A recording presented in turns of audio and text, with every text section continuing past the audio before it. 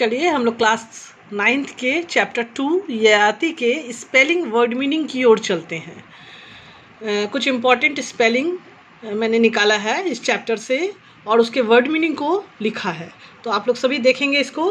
पहला है ancestors. Ancestors का इंग्लिश टू इंग्लिश मैंने लिखा है people from who one is descended. मतलब हम लोग एंसेस्टर्स अपने पूर्वज को कहते हैं। पूर्वज का इंग्लिश वर्ड जो है वो एंसेस्टर्स है, हमारे दादा परदादा। उसके बाद है आपका डिक्टेट। डिक्टेट को मैंने लिखा है an order which one has to obey, जिसका हिंदी अर्थ हुआ आदेश। हम लोग जो कहते हैं कि आदेश दिया गया यानी डिक्टेट किया गया, तो डिक्टेट का हिंदी शब्दार्थ जो है वो है आदेश। उसके बाद है वेनिरेटेड। वेनिरेटेड का लिखा है मैंने रिस्पेक्टेड डीपली, मतलब बहुत तहे दिल से आदर करना। उसके बाद है prematurely, before the usual or proper time, मतलब समय से पूर्व ही। Curse, solemn invocation of divine wrath on a person or thing, मतलब हम शाप, हम लोग पुराने ज़माने में सुनते हैं ना कि शाप दिया गया था, तो उसको इंग्लिश में बोलते हैं कर्स। रॉन्ग्ड, रॉन्ग्ड ट्रीटेड अनजस्टली, दुर्व्यवहार करना। Bidding, that is command. Bidding का दूसरा इंग्लिश वर्ड हुआ कमांड, जिसको हिंदी में हम लोग बोलते हैं आदेश। आगे बढ़ते हैं हम लोग, और उसके बाद है मॉक। मॉक रिडिक्यूल हुआ उसका अनदर वर्ड, उपहास करना, जिसको हिंदी में बोलते हैं। फिर है प्लाइट, उसका इंग्लिश अनदर वर्ड हुआ अनफॉर्चुनेट कंडीशन और स्टेट, दुर्दशा यानी बुरी हालत। उसके बाद है सप्लिकेटेड, एड्रेसेस हम्बली, याचना किया। तो ये कुछ इम्पॉर्टेंट मैंने स्पेलिंग वर्ड मीनिंग लिखे हैं, आप लोगों को थॉरोली पढ़ना चाहिए। अब हम लोग चलते हैं क्वेश्चन आंसर्स की तरफ। जैसा कि मैंने आप लोगों को बताया हुआ है कि हम लोग शॉर्ट क्वेश्चन आंसर्स पर ध्यान देंगे। लॉन्ग क्वेश्चन आंसर्स तो करना ही है, लेकिन अगर हम लोग शॉर्ट क्वेश्चन आंसर्स क्रैक कर लेते हैं तो that means we are the winner. हम लोग थॉरोली चैप्टर को पढ़ेंगे लाइन बाय लाइन और शॉर्ट क्वेश्चन आंसर्स का जवाब देंगे। चलिए, पहला क्वेश्चन है who was emperor Yayati. Yayati कौन थे? महाराजा ययाति कौन थे? Emperor Yayati was one of the ancestors of Pandavas. पांडवों के पूर्वज थे। एम्परर यानी महाराज, महाराज ययाति जो थे वो पांडवों के पूर्वज थे। How did Yayati became old. Yayati कैसे बूढ़े हो गए? हु कर्स्ड हिम, उनको किसने शाप दिया था? Yayati became old by the curse of Shukracharya for having wronged his wife Devyani. Devyani के साथ दुर्व्यवहार करने के कारण उनके पितामह शुक्राचार्य ने उन्हें कर्स दिया था यानी शाप दिया था। आगे बढ़ते हैं। Was Yayati devoid of sensual desires. No, Yayati was not devoid of sensual desires. क्या कभी उसे आत्मसंतुष्टि हुई थी? नहीं। What was the reply of his eldest son. उसके बड़े वाले बेटे का क्या जवाब था? The reply of his eldest son was this, O great king, O great king, women and servants will mock at me. If I were to take upon myself your old age, I cannot do so.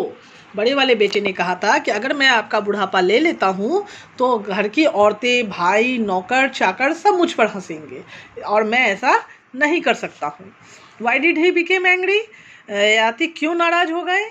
He became angry because his 3 sons had declined to do as he wished. क्योंकि उनके तीनों बेटे ने मना कर दिया था जो वो चाहते थे करना, यानी कि अपना बुढ़ापा देकर उनका यौवनावस्था लेना चाहते थे। Who has rendered the story Yayati. Yayati को किसने इंग्लिश में कन्वर्ट किया था? सी Rajagopalachari. Who accepted ययाति's request। Yayati के रिक्वेस्ट को किस बेटे ने स्वीकार किया? पुरु, द यंगेस्ट सन। पुरु जो कि उनके सबसे कनिष्ठ पुत्र, सबसे छोटे पुत्र थे। Did Yayati take back his old age. क्या ययाति अपने ओल्ड एज को वापस लिया अपने बेटे से? यस, अंत में उन्होंने अपने ओल्ड एज को वापस ले लिया। चलिए हम लोग आगे बढ़ते हैं और अब हमारे सामने है कुछ गलत स्पेलिंग्स है, उसको हमने सही किया है। पेज नंबर किताब से निकालेंगे आप लोग 18।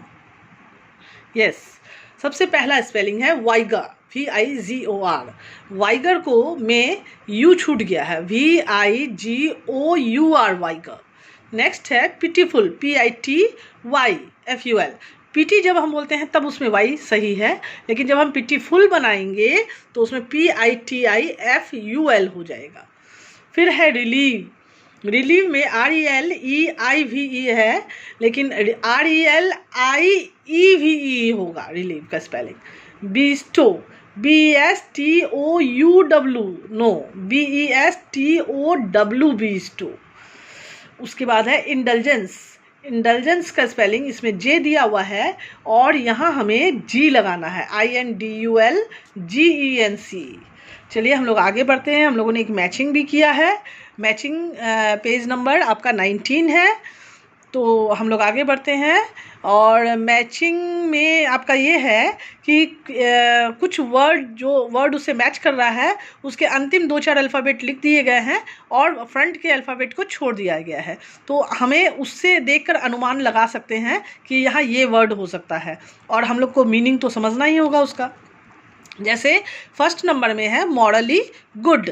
मॉरली गुड मतलब होता है वर्चुअस, जो अच्छे चरित्र वाला होता है, अच्छे व्यवहार वाला होता है, उसको वर्चुअस बोलते हैं हम लोग।